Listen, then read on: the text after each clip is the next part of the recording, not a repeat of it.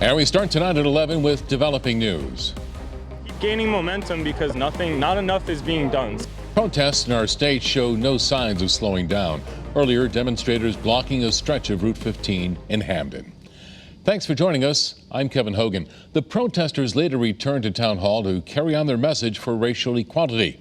Tomorrow will mark 2 weeks since George Floyd died. Channel 3 Eyewitness News reporter SHAWNTE PASSMORE is joining us live now. SHAWNTE, what do you have?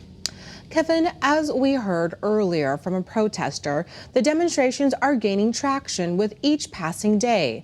As calls for police reform mount, we wanted to tap into the conversation surrounding this moment in our nation as people look at what's next. Traffic stops on Route 15 as a message begins. No justice! No peace! 13 days ago, George Floyd died while in police custody. It's been 13 days, but it's been decades. This is not new.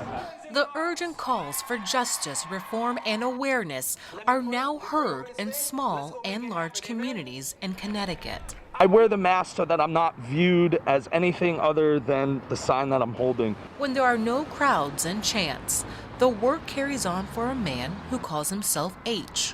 While he conceals his identity, he's not hiding. Lately, you can find him standing outside Hamden Town Hall.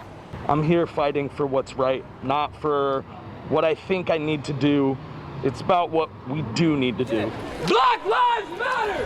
This rallying cry is creating a hard line for people on either side of the badge. My son is a police officer in Washington, D.C. I'm an all lives matter type of person, and that everybody should be treated with respect. Fran Hackerman tells me there are good cops and bad cops. She supports the peaceful protest. I think there needs to be change, obviously. Yet, obviously, she worries about her son.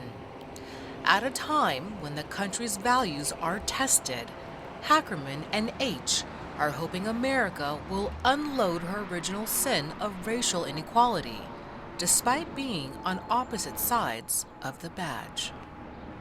And when you talk to people from the protests or people observing them, many are saying the energy seen now feels much different than previously.